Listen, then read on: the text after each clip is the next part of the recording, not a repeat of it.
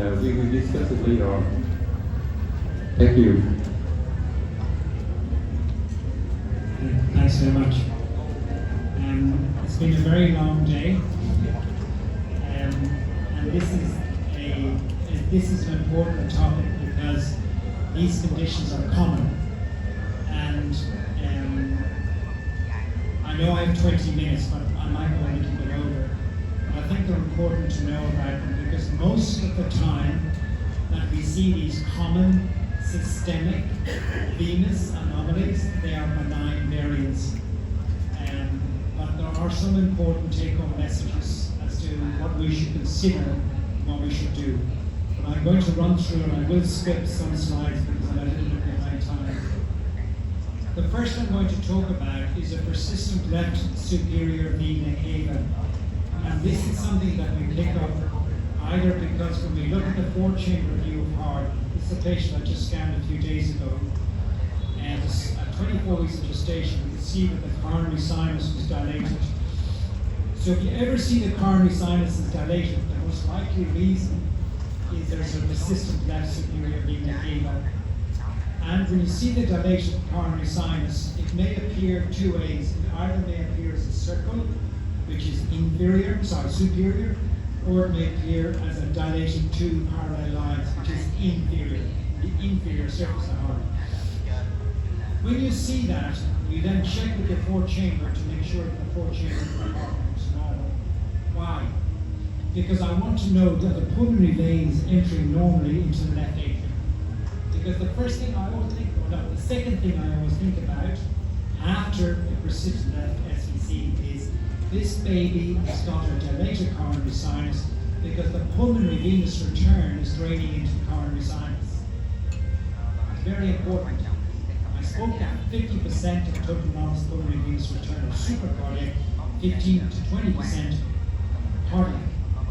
So if you've got a big coronary sinus, it could be a non-pulmonary venous return. So that's why I look at the 4-chamber very closely to see that I can see the pulmonary veins entering normally. That's the first message. The second message is, in babies who have a persistent left SVC, there are 4 vessels, 1, 2, 3, 4 vessels on the 3-vessel tracheal view. There should only be 3 vessels, 1, 2, 3. The extra vessel sits beside the pulmonary artery. There should never, ever be a vessel beside the pulmonary artery. So if I turn around and look at this vessel here, I look at the trachea. This is the transverse aortic arch, this is the pulmonary artery, and that's the persistent left SVC. Back to my golden rules. Secondly, when I see persistent left SVC, I know that it's associated with coarctation of the aorta. So I do a Z-score on the transverse aortic arch, and I follow this through pregnancy. Most of these, where we think it's coarctation, disappear and are completely normal after birth. So be very careful about scaring a woman when you see a persistent left SVC with a narrow transverse arch. Because when the baby's born, you will find that that will disappear. You'll find that there'll be a drop in pulmonary vascular resistance. You'll find that the aorta will be completely normal on a postnatal echo. It's one of the most common reasons for a false positive diagnosis of coarctation in the setting of persistent left SVC. So be careful. That's the third take-home message. Then I look to see whether there's a discordance between the sizes of the ventricles. But frequently a dilated left SVC will decrease the influence of the left ventricle. And as I say, I compare the transverse aorta. I can use fancy technology like a stick where I can see the dilated coronary sinus. The next is you asked me about a short axis. I want to know about the persistent left SVC. First, somebody said to me, Simon, I don't think it's a dilated SVC. I think she's got an atrial septal defect. And I said, how do you know it's an atrial defect? And I don't agree with you. Because when I look with color Doppler examination, I can see that the flow is going from left to right. And by seeing that the flow is going from left to right, I am sure that this is not an ASD. This is in fact coronary sinus.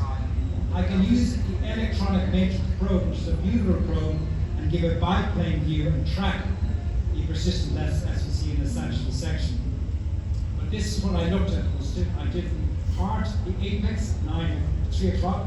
I rotated 90 degrees to answer your question. I get the short axis tricuspid valve, the mitral valve, and then I come up to the level of the AV valve, and then it beautifully demonstrates the persistent left SVC draining into the right atrium. I then do a pulse Doppler, and I get a venous trace.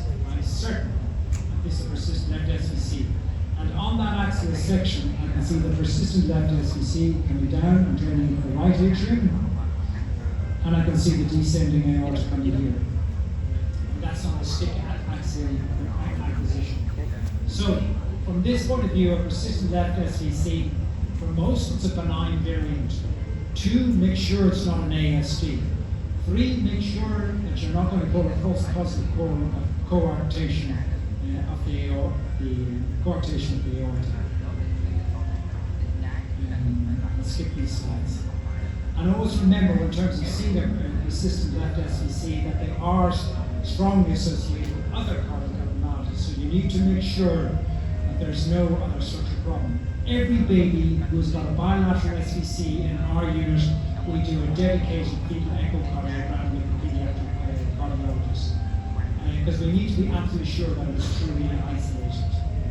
So there's the diagrams: normal coronary sinus, dilated coronary sinus, that bled, and then nothing to be seen on a 4-chamber.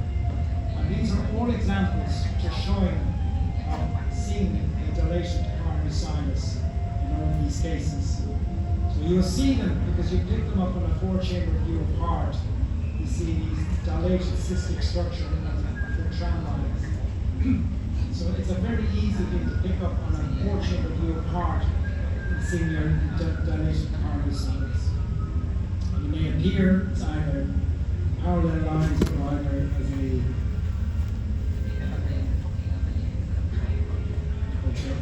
Then on the 3-vessel tracheal view, when you look at the 3-vessel tracheal view, this is your trachea, transverse aortic arch, arterial duct, and then your extra vessel. And these are showing 4 vessels in 6 cases of bilateral SVC. And remember, make sure that the extra vessel is not an ascending vein.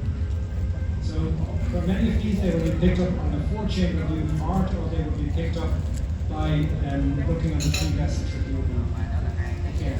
So we finished that one, and we will move next to looking at the next venous anomaly. This is very rare, where you have a persistent left SVC but absent right SVC. And I gave you the QR code.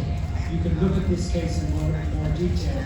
But when you look at the 4-chamber view of heart, descending aorta and left atrium, you see this big dilated coronary sinus in this baby. And as you sweep up to the neck, you can see the circle. And this is the 4-chamber, normal left ventricular apical tract. And then as you look up here, this is your trachea, and this is your no SVC seen on this side. This is your transverse aortic arch, this is your arterial duct, and your SVC is only on this side, and no SVC on that side. That is the trachea. So the SVC is missing. So this is an absent right SVC, persistent left SVC. These babies have huge coronary sinuses. This case I showed you before, the older case, with a giant dilatation of the coronary sinus. It always amazes me that these babies don't develop a hypoplastic left ventricle, that these babies don't develop coarctation of the aorta. Because if the theory is that the dilated coronary sinus reduces the flow into the left ventricle, why don't these all develop coarctation? None of them do. And I don't quite understand why. Okay, I'm finished on that subject. Persistent right umbilical vein, I will be very quick. I said the ISRO guidelines, stomach on the left, and the vein like the letter J sweeps away in the gallbladder. This is normal. This is abnormal because it sweeps towards the stomach. When we look at this, we recognize that 25%, 1/4 of these will have some other problem. About 8% of these babies will have a cardiac problem. So when you see the gallbladder here, the stomach here, and this sweeps towards the stomach, this is the typical appearance of a persistent right umbilical vein. It's the stomach here, the gallbladder here, curves towards the stomach. So anytime you see a persistent right umbilical vein, the next step you need to do is you need to look at the heart to see the heart looks normal.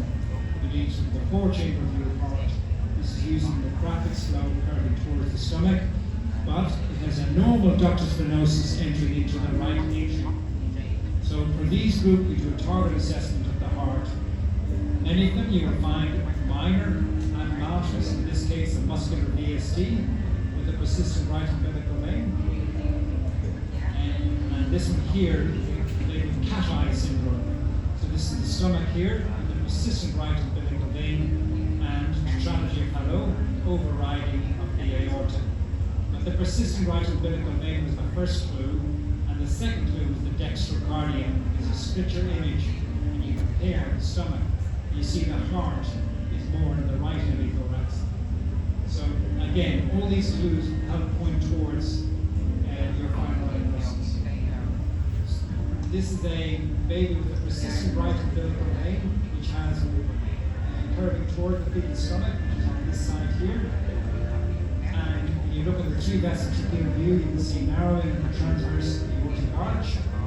You can see there's also the ventricular septal defect. And you can see that the baby's got talipes and low set ears. So this is a baby with a persistent right umbilical vein with multiple other problems. Coarctation, bilateral talipes, low set ears. This is a baby that needs exome sequencing. For sure. And some say, don't waste time to do the chromosomal microarray. Run the chromosomal microarray in parallel.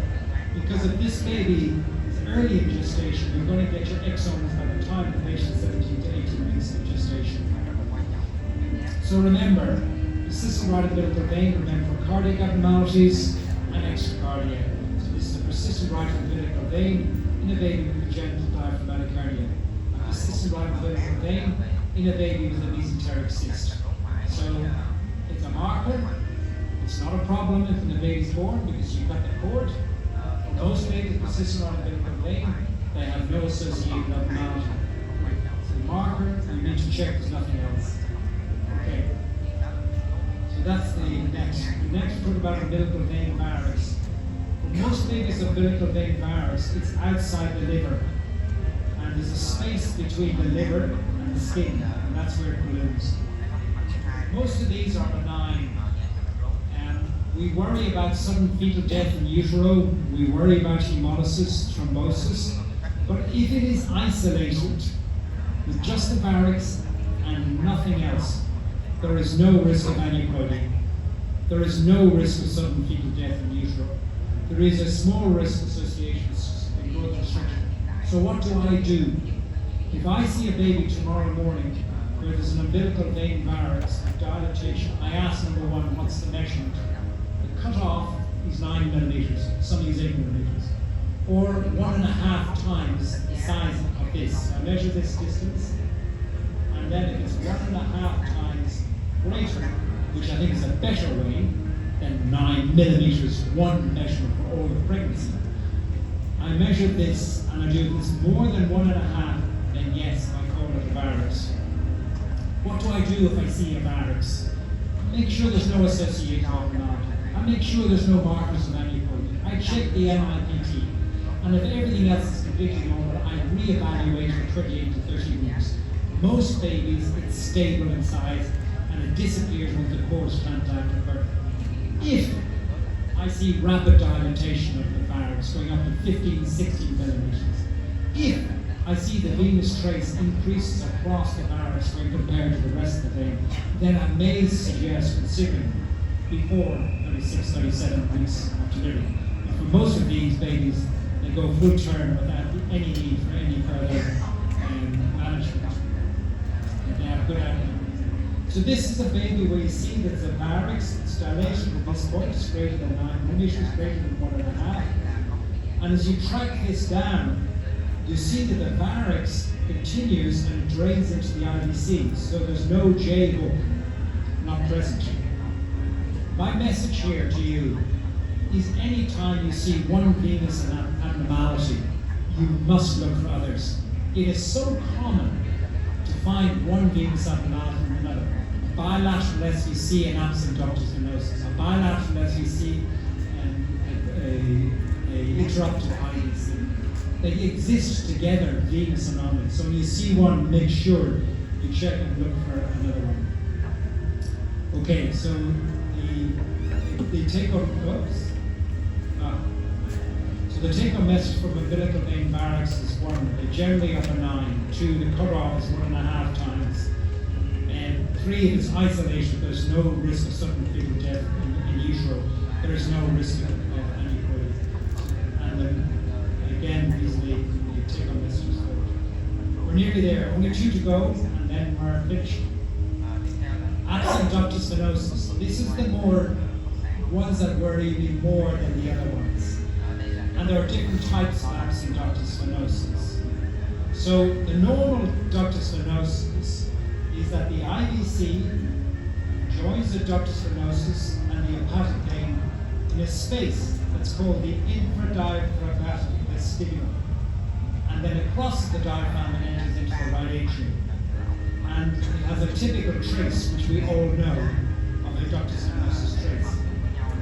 It's important to see that in routine screening. There are many people who do an anatomical evaluation 20 weeks and do not look at the ductus venosus.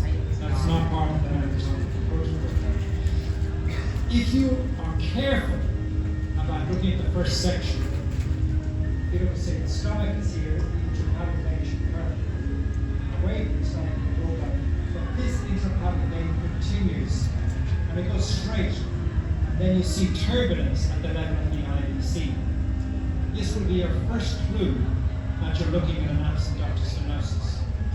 And when you do that, your next step is to look and find out where is the IVC. And you track the IVC, it enters normally, and then you follow the duct, and the duct enters into the IVC.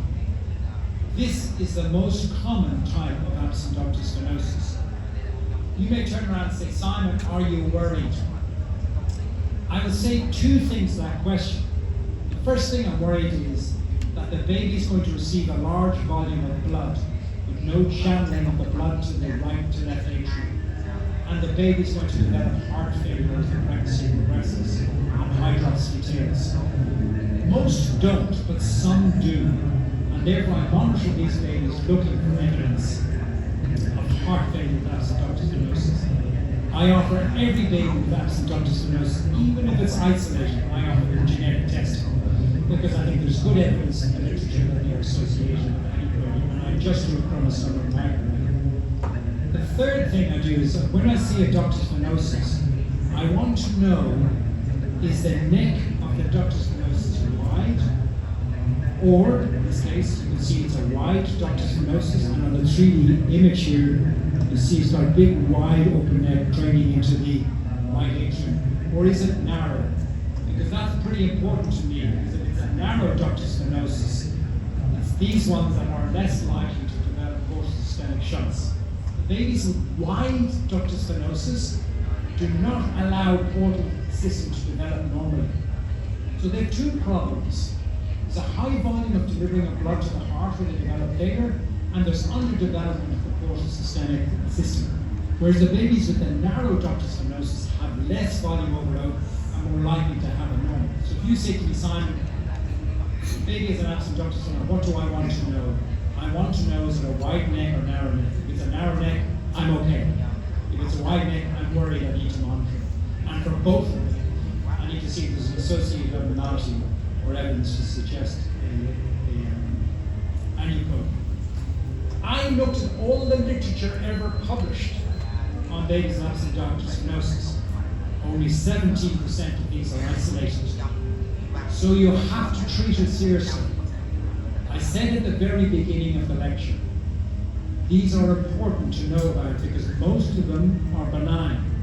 But absent ductus venosus I worry more about because most of them have some associated problems, either structural, either genetic, or either cardiac functional overload, dynamic, hemodynamic instability. So treat them seriously when you see them and find out where is it draining. This is a narrow neck ductus venosus, So when you look at the point where it enters into the SVC, it's a really very narrow, and these are the good ones. And in a sense, it carries a better prognosis. Okay. Some of these are suprahepatic, so instead of going into the IVC, this one travels up along the diaphragm and enters into the right atrium. Some of them can also enter up under the diaphragm and enter into the coronary sinus. That's where you see a big coronary sinus, and on the 3 ventricular view there are 3 vessels. So that's the other view. And then very rarely they can drain into the renal vein. This is the coronary sinus one. So if you go back and look at this patient here, if you look at the coronary sinus, it's dilated. And when you look at sagittal imaging, you can track ductus venosus entering directly into the coronary sinus. The next picture is better. So this is the intrahepatic vein, tracks down and goes directly into the coronary sinus. So that's why the coronary sinus is dilated, because it's receiving the ductus venosus into the coronary sinus. And this is showing the stick volume demonstrating that entering into the coronary sinus. These are very rare. The most rare form of absent ductus venosus, and they look so strange when you see them. When you look at the intrahepatic vein, the anatomy looks so bizarre. There's multiple different branching, there's no J hook. And look at all these different vessels going in different directions. And that's the intrahepatic vein draining into the portosystemic system. You can't actually see a ductus venosus going into an IVC. You can't see a suprahepatic duct. You can't find any connection to drainage to the heart because it goes directly into the portosystemic system. These ones, I worry about these babies because they develop so many metabolic problems after the baby is born. Having portosystemic shunts before you're born, these babies end up with hyperammonemia and other metabolic problems after birth. So it's a bad form, a serious form of absent ductus venosus. Okay, so first semester, yes, we can pick them up. The last one is interrupted IVC. So if we look at the normal IVC, it comes up and it drains into the right atrium, and the azygous vein, the tiny vessel that enters the SVC. This is a normal baby. In a baby with interrupted IVC, there's no IVC coming into the heart. It doesn't exist. Instead, the venous drainage drains into the, it continues through azygous continuation of an IVC and entering the superior renal. This is a venous variant. Some of you in the room have got this, an anatomical variation, but it's a marker for a heterotaxia syndrome. It's important to be aware of the association of an interrupted IVC with atrial heterotaxias and other abnormalities. So again, like all these venous anomalies, you need to look at the evidence associated with the problem. There's a question where some people say, if you've got an interrupted IVC, normal heart, stomach on the left, liver on the right, you probably still have an isomopathy. I think exomes will be the answers to that, because ultrasound is not very good at being absolutely certain whether there are 2 types of left atria or 2 types of right atria. But there is this concept or theory that everybody who's got an interrupted IVC has a form of atrial isomism or heterotaxia. And we know now with heterotaxia, somewhere between 50 to 75% of them are single gene disorders. So anyway, the jury's out. So that's what they look like. How do you pick them up on scan? When you're looking at the 4-chamber view of heart, you see 2 vessels behind the left atrium. So when you come to here, this diagram, and when you look at the stomach, you see these vessels are side by side. So in this situation, the aorta should that the IVC should be here. You cannot see the IVC. It's actually side by side. Or when you look at the 4-chamber view of heart, you see 2 vessels of equal size sitting beside each other. The other way you can see it is you've got a dilated superior vena cava. This is another way in which we see an interruption of the IVC. And then sagittally, we see that's a normal setup. If you follow that, you see continuing alongside the aorta into the chest.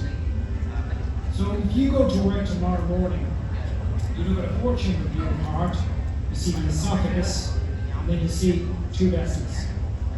The one that lies to the right is always the azygous continuation of the SVC. So if we look here, this is left, this is right, that means that that's the azygous continuation. Similarly here, this is left, and this is right, means that that's the azygous continuation of IVC. So if you do a 4-chamber view of heart, and you see 2 vessels behind the left atrium, you have to make sure that the IVC drains normally, and if it doesn't, you have an interrupted IVC. And if you have an interrupted IVC, you then need to look for left atrial isomerism. You need to examine the heart in detail. To confirm your diagnosis, you then look to see where is the IVC. As you do so, you see 2 arches going in opposite directions. One is the aortic arch, and the other one is the azygous continuation. And this is a stick-rendered image showing the azygous continuation of the IVC and the descending aorta. So the IVC should go in here, but it's interrupted. So after seeing the 2 vessels, then you go to sagittal imaging looking for it. And that's enough. The other way you may see it is when you look at the 3-vessel tracheal view, you may think, I've got a right aortic arch. This is not a right aortic arch. This is a dilated azygous. So what you've got here, this is the trachea. You may think this is the right aortic arch. The answer is no. Sometimes they say, Simon, please see right aortic arch. It's not a right aortic arch because that's red and that's blue. So these are 3 arches, 2 arterial arches, and 1 venous arch. So it's important to understand the direction of flow with these abnormalities. And again, with regard to this, you need to look for interruption. You need to see if there's associated abnormality. This baby has got an interrupted IVC. It's also got tetralogy fallow. All these venous anomalies, you need to look for associated abnormalities. You can see 3 vessels behind the left atrium, the esophagus, the azygous here, and the aorta here. And you can look at the coronal section to see the 2 vessels side by side leading up into it. So, in summary, you can identify this abnormality on the stomach, vessels side by side. You can see the 4-chamber, 2 vessels behind the left atrium, or the 3-vessel tracheal views in 3 arches for dilatation of the superior vena cava. Once you've made a diagnosis, you then need to look for associated cardiac abnormalities, extracardiac abnormalities, atresia, and you need to offer invasive genetic testing if you have associated abnormalities. For many babies who receive with interrupted IVC, they are an isolated finding and there is no additional structural abnormality. But we do offer them invasive genetic testing. So my last slide, in summary, I can just take a picture of this and look at it later, but it gives you what the diagnosis is and what the clinical outcome is for each of these 5 abnormalities in a single picture. And then here are the key ultrasound clues. So maybe take a picture of that as a single slide that demonstrates everything. Thank you very much for your attention. Cảm ơn Dr. Simon. Bây giờ sau khi nghe 3 phần báo cáo chiều nay của giáo sư Simon, bao gồm là xem tim 2 trong quý 1, từ chứng Palo và bắn tường hệ thống dẫn lưu tĩnh mạch của thai nhi, thì bây giờ chúng tôi qua phần thảo luận.